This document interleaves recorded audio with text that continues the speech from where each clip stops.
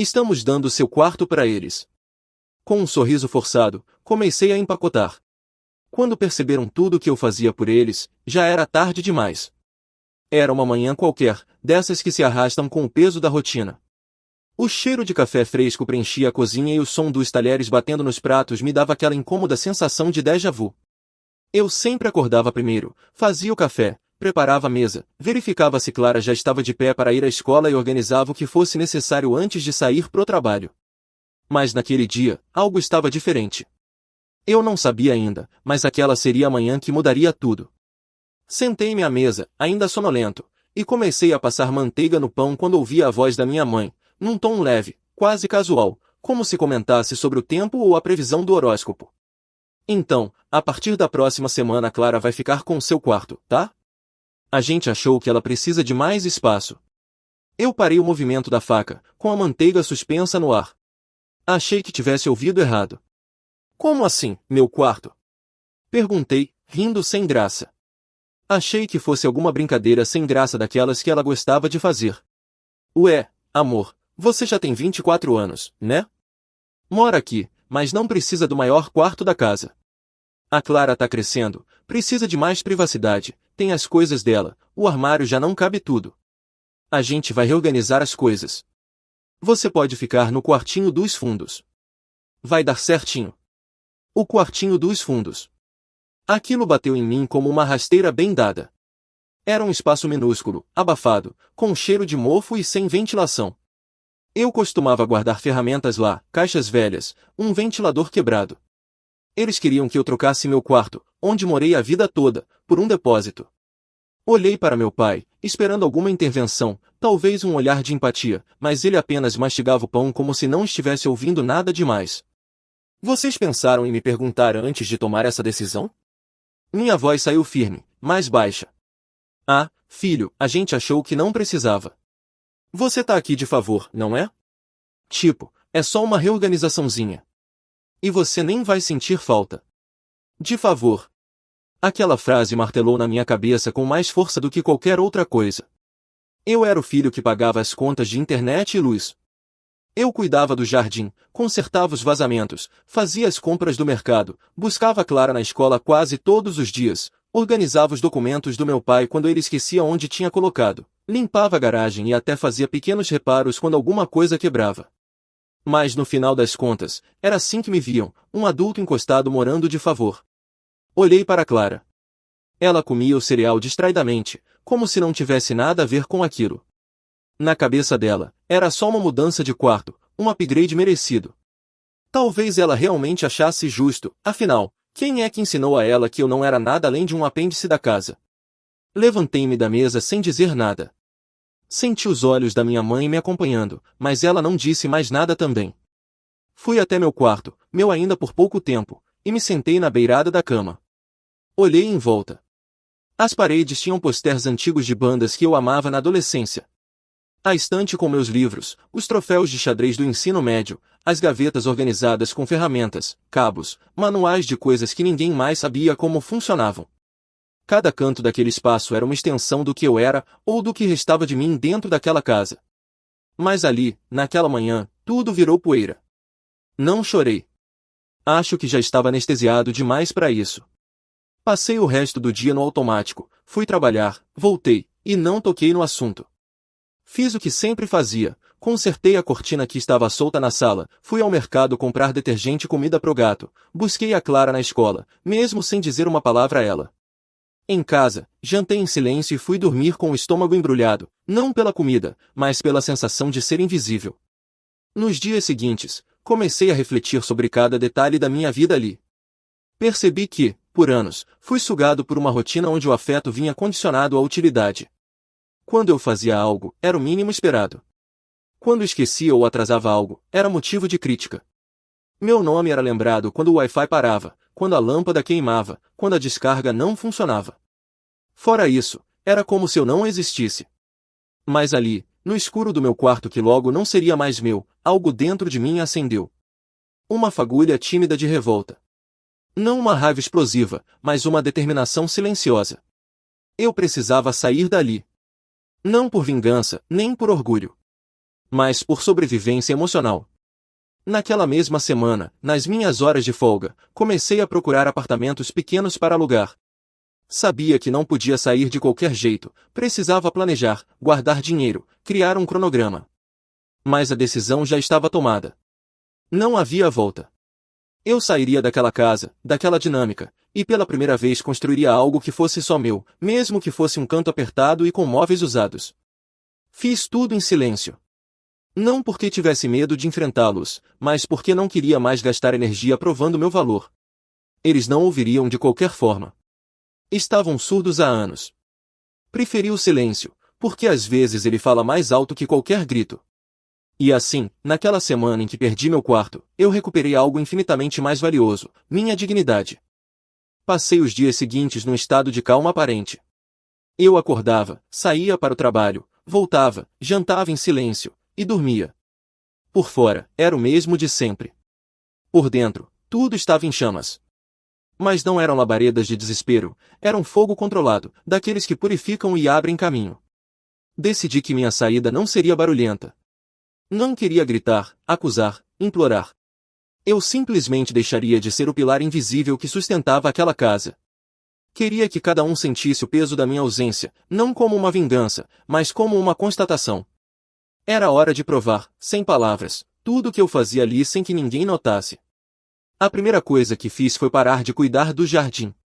Por anos, fui eu quem aparava a grama, cortava os galhos, recolhia as folhas secas, plantava flores novas quando as antigas murchavam. Era automático. Nenhum agradecimento. Nenhum reconhecimento. Então, deixei de fazer. Deixei a grama crescer, e ela cresceu rápido, selvagem, rebelde, subindo pelas laterais como se quisesse invadir a casa. As folhas caídas formavam um tapete irregular sobre o chão, e as flores morreram sem cerimônia. Ninguém comentou nada por dias. Até que, numa tarde de sábado, ouvi minha mãe resmungando pela janela. Que nojo que tá esse quintal! Esse menino não faz mais nada? Sorri sozinho no meu quarto. Era só o começo. A segunda coisa foi o Wi-Fi. Sempre que o sinal caía, eu reiniciava o roteador, ajustava o cabo, fazia as configurações técnicas que ninguém ali entendia. Certa noite, o sinal caiu. Minha irmã gritou do quarto dela. Meu pai reclamou da TV travando.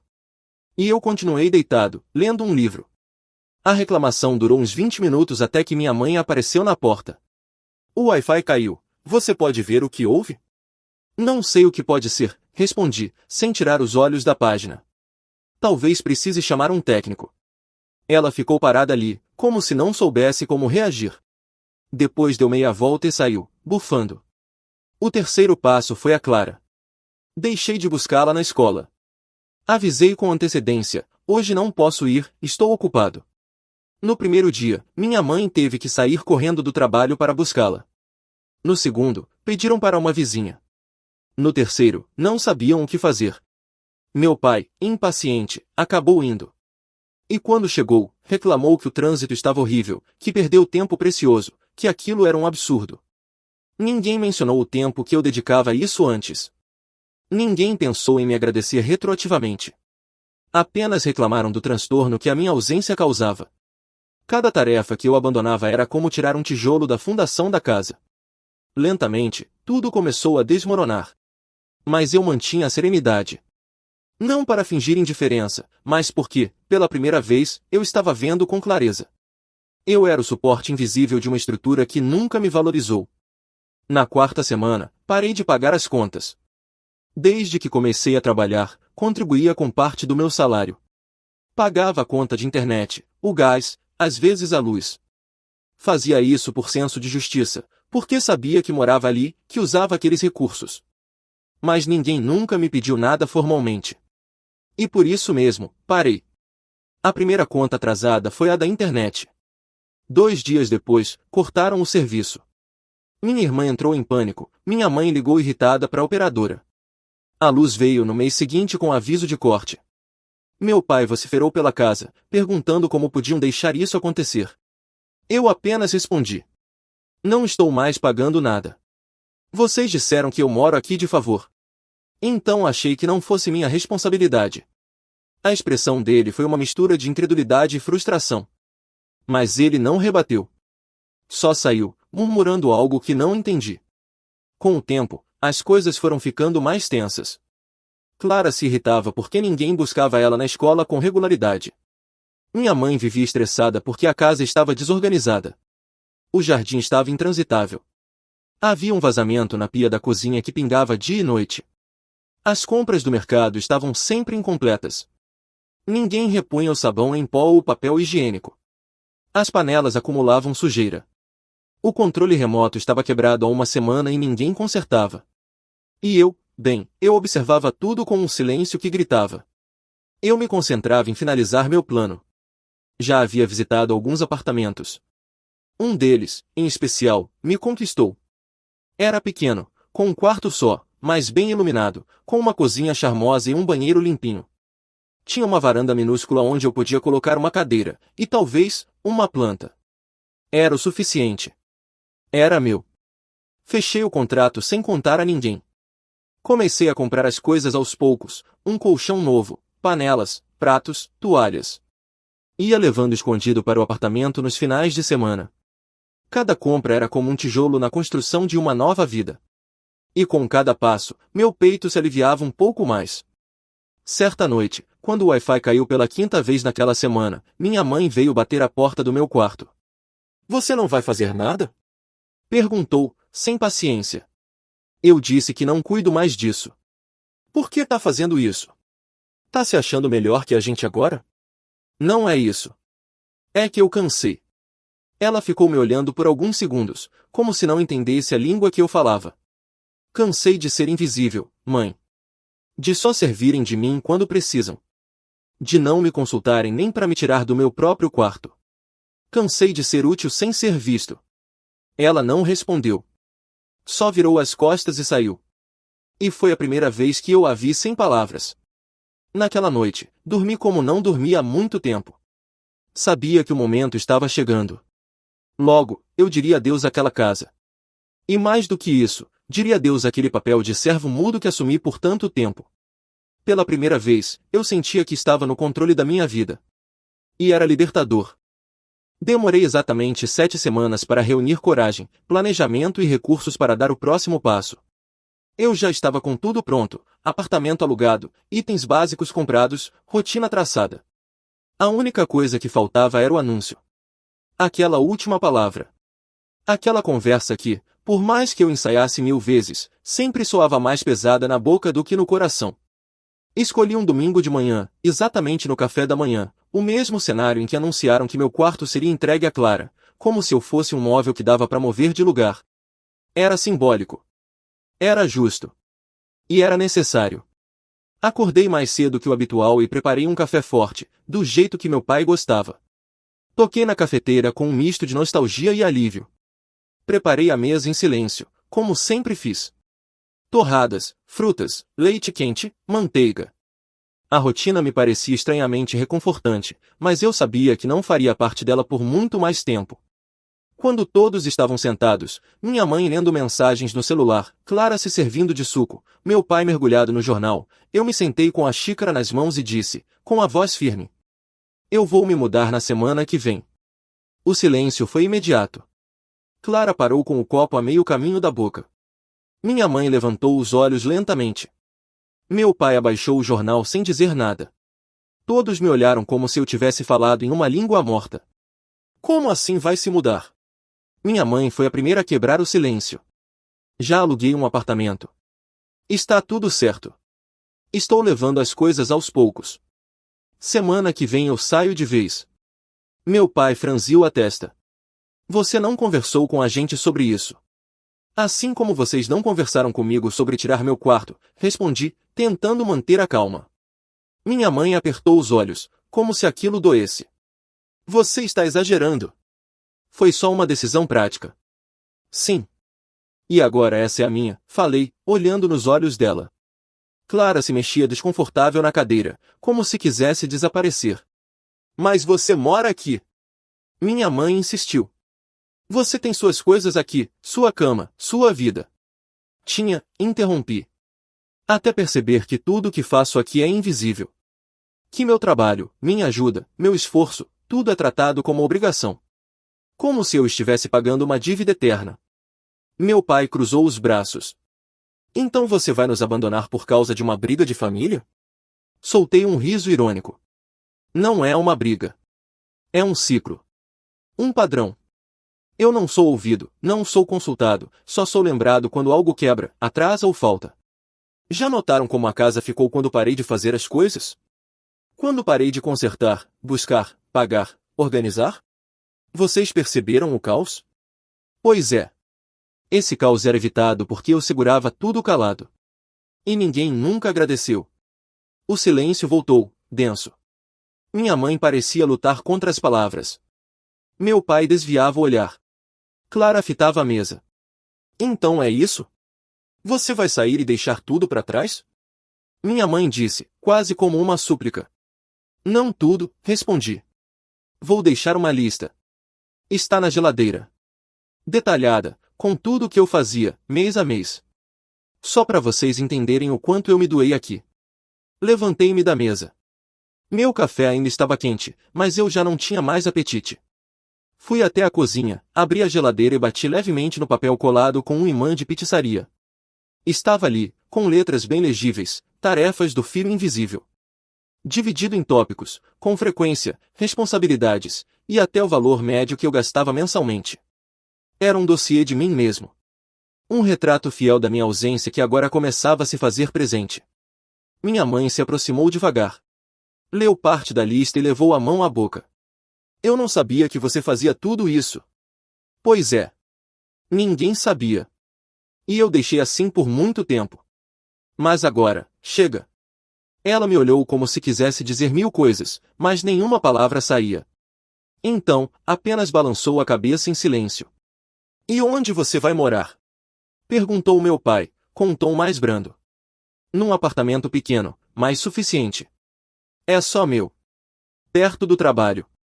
Ele assentiu, como se aquilo fosse o fim de uma discussão antiga que ele nem sabia que existia. Naquela semana, continuei agindo normalmente. Preparei minha última mala com cuidado. Desmontei minha escrivaninha, embalei livros, roupas, objetos pessoais. Cada item colocado na caixa parecia uma memória sendo arquivada. Não com tristeza, mas com alívio. Como se, finalmente, eu estivesse fechando um capítulo. Na sexta-feira, antes de sair, deixei uma chave sobressalente do portão sobre a mesa. Peguei minha mochila, minhas caixas e fui embora. Sem drama. Sem discurso. Apenas com a certeza de que, pela primeira vez em anos, eu estava fazendo algo por mim. Não olhei para trás. Não chorei. Não hesitei. Eu só fui. E enquanto o portão se fechava atrás de mim, uma sensação de leveza tomou conta do meu corpo. O peso de anos de silêncio, de obrigações, de invisibilidade, tudo ficou para trás. Pela primeira vez, eu não era mais o filho esquecido. Eu era um homem em busca da própria voz. Foi estranho acordar no novo apartamento na primeira manhã. Não havia barulhos de panela vindo da cozinha, nem a televisão ligada em volume alto logo cedo, nem vozes cruzando o corredor. Havia silêncio. Um silêncio quase absoluto. Por alguns segundos, cheguei a estranhar. Mas então me dei conta, aquele som não era vazio. Era liberdade. Me espreguicei sem pressa, olhei em volta e senti uma leveza que há muito tempo não experimentava. O lugar era simples, uma sala conjugada com cozinha, um quarto pequeno, um banheiro modesto, mas era meu. Não havia ninguém me dizendo onde eu devia estar, o que consertar, o que buscar. Nenhuma cobrança. Nenhuma interrupção. Passei o dia explorando meu novo território. Coloquei minha música preferida para tocar, algo que nunca poderia fazer em casa sem ser mandado baixar o volume. Fui ao mercado sozinho, comprei exatamente o que eu queria comer. Arrumei os armários com calma, sem vozes ao fundo, sem interferências. Preparei uma refeição simples e comi na varanda, observando o fim da tarde com uma paz inédita. No fim do dia, liguei o celular e vi diversas notificações da minha mãe. Mensagens curtas, do tipo cadê você? A Clara precisa que você a leve na escola. O Wi-Fi ainda não voltou, pode ver isso hoje. Sorri, mas não respondi. No dia seguinte, mais mensagens. Seu pai está tentando pagar as contas, mas não sabe onde está a planilha. A grama do quintal está um matagal, os vizinhos estão reclamando. A torneira da pia estourou, tá vazando água por todo lado. E mais, você podia pelo menos ter nos preparado para isso. Eu podia? Eles me prepararam para viver como faz tudo da casa? Me consultaram sobre minha vida, sobre minhas vontades? Não. Então, não, eu não podia, e não devia, nada além do que já havia feito por anos. Nos dias seguintes, as mensagens começaram a perder a impaciência e ganhar um tom de desespero disfarçado. Clara teve que ir de ônibus para a escola pela primeira vez. Se atrasou, quase perdeu a aula. Minha mãe tentou cortar a grama com uma tesoura de jardim, depois contratou alguém, mas reclamou do preço. O Wi-Fi continuava fora do ar, e minha irmã ficou dias sem acessar a internet para estudar ou se divertir. E a pia? Foi consertada dias depois, quando meu pai finalmente decidiu chamar um encanador, e ainda pagou caro por isso. Eu observava tudo em silêncio, acompanhando a queda daquele castelo que me mantinha como alicerce invisível. Era duro, sim. Ver minha família enfrentando dificuldades não me dava prazer. Mas, ao mesmo tempo, era a única forma deles entenderem quem eu realmente era naquele sistema, um suporte ignorado. Recebi uma ligação do meu pai numa quinta-feira à noite. Não atendi. Depois outra. E outra. Em seguida, uma mensagem: podemos conversar? Não é para você voltar, é só para te ouvir. Fiquei em dúvida. Parte de mim queria ouvir o que ele tinha a dizer, a outra parte queria manter o silêncio como escudo. Acabei não respondendo naquele dia. Na sexta-feira, quando cheguei do trabalho, havia um envelope branco na portaria do meu prédio. Sem remetente. Abri com desconfiança. Era uma carta escrita à mão, com a caligrafia firme e familiar do meu pai. Respirei fundo antes de começar a ler. Filho. Não sei se essa carta vai chegar até você, mas espero que sim. Nos últimos dias, a casa parece outra. Está mais vazia, mais confusa. O jardim está um caos, Clara vive se atrasando, sua mãe anda irritada com tudo. E eu me dei conta de que mal sei onde ficam as contas de luz. Passamos tanto tempo achando que você apenas morava aqui que esquecemos que você sustentava tudo, mesmo sem alarde. E isso não foi justo. Não estou escrevendo para pedir que volte. Não seria certo. Você fez o que precisava fazer. Só quero pedir desculpas. Por nunca ter reconhecido tudo o que você fazia. Por ter tratado sua ajuda como obrigação. Por não ter sido o pai que você merecia. Espero que esteja bem. Que esteja em paz. Seu pai. Dobrei a carta com cuidado. Sentei no sofá e fiquei ali, em silêncio, com os olhos fixos em nada. Foi a primeira vez em anos que ele expressou algo sincero. Não com broncas, não com gritos, não com piadas sarcásticas. Mas com palavras. Guardei a carta em uma gaveta. Não respondi. E não porque não perdoei. Mas porque, naquele momento, a melhor resposta era manter minha decisão intacta. O respeito que eu buscava agora começava com os limites que eu precisava sustentar. Nos dias seguintes, o silêncio continuou. Nenhuma nova mensagem, nenhuma ligação.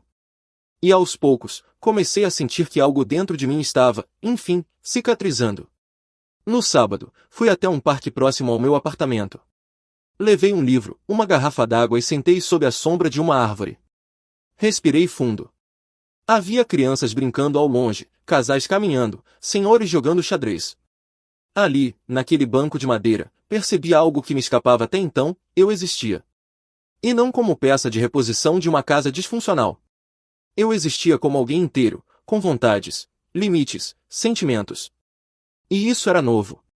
E precioso. Sorri. Não porque tudo estava resolvido.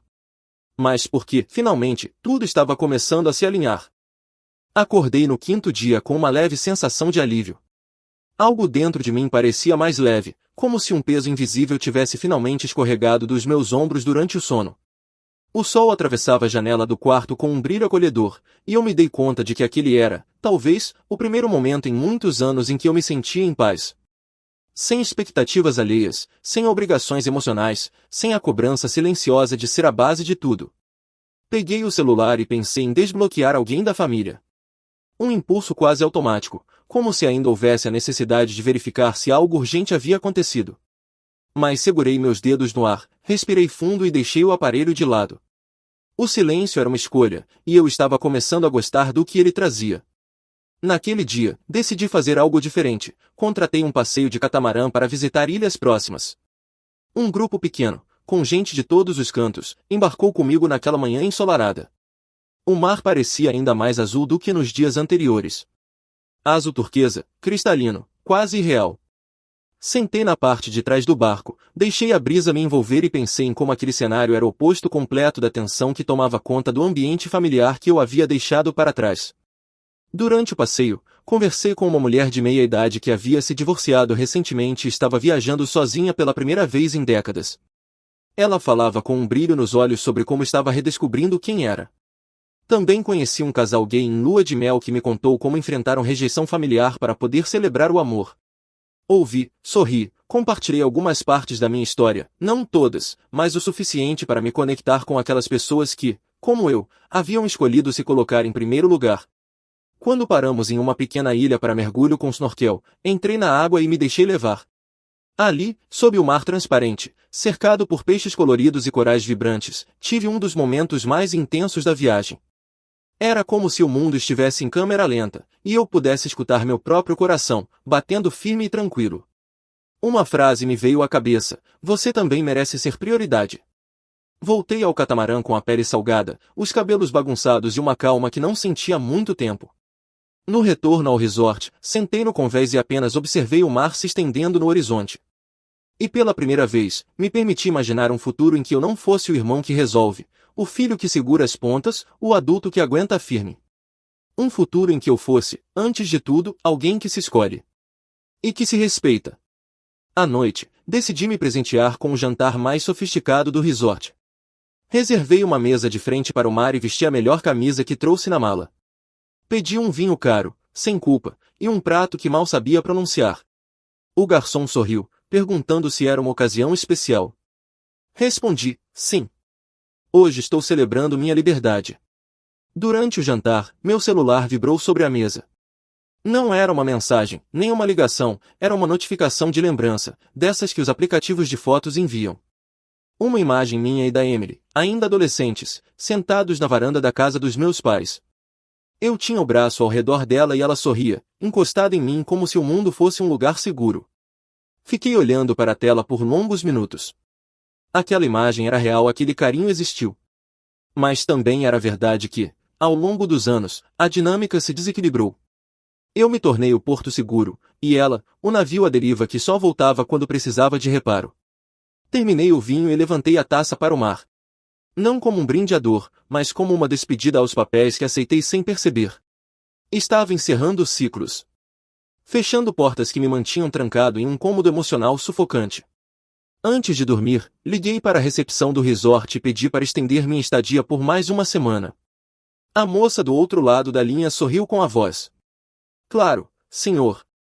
Vai querer manter o mesmo quarto? Sim, respondi. E se possível, quero uma massagem para amanhã cedo. Daquelas que fazem a gente esquecer o mundo.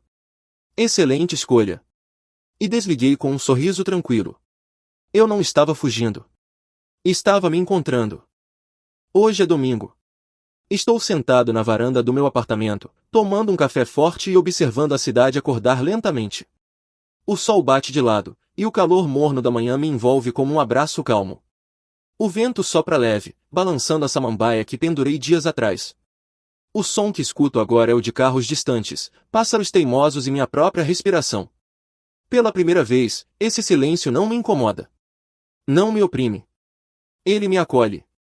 Lembro da última vez que estive na casa dos meus pais. Faz algumas semanas. Passei lá rapidamente para buscar um documento antigo que ainda estava em uma das gavetas do meu antigo quarto, agora totalmente transformado no quarto da Clara. Estava cheio de almofadas coloridas, posters novos, livros escolares e uma mochila pendurada na cadeira. Ela não estava em casa naquele momento, mas deixou um bilhete na escrivaninha. Você ainda é meu irmão, mesmo longe. Obrigada por tudo. Assinado com um coração.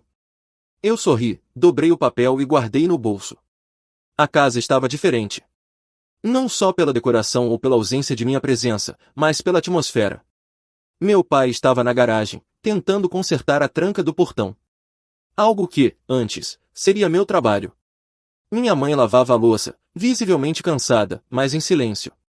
O jardim estava meio descuidado. A grama alta, as plantas pedindo atenção. Mas, pela primeira vez, não senti culpa. Apenas aceitei. Aquela casa seguia um novo ritmo agora.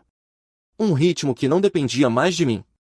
Naquela noite, ao voltar para o meu apartamento, fiquei refletindo sobre tudo que havia mudado. Não só ao meu redor, mas dentro de mim.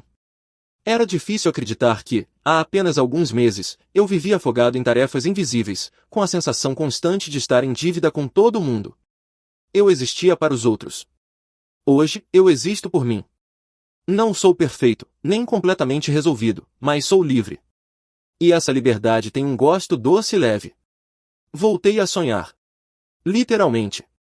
Antes, eu mal dormia direito. Acordava tenso, preocupado com tudo que precisava resolver no dia seguinte. Agora, meus sonhos são calmos. Sonho com viagens, com música, com rostos desconhecidos sorrindo. Às vezes acordo sem lembrar o que sonhei, mas com a certeza de que foi bom. E isso já basta. Fiz novos amigos. Poucos, mas verdadeiros. Gente que me conhece como sou agora, e não como fui moldado. Um deles, o Lucas, me convidou para uma exposição de arte outro dia. Fui. Nunca pensei que diria isso, mas adorei. Conversamos sobre técnicas, sobre traços, sobre significados. Me senti parte de algo. Como se, finalmente, estivesse construindo uma vida com base no que eu escolho, e não no que esperam de mim. Recebi outra carta do meu pai. Diferente da primeira. Mais leve. Nela, ele dizia: você tinha razão. A gente se apoiava tanto em você que esquecemos de te ver.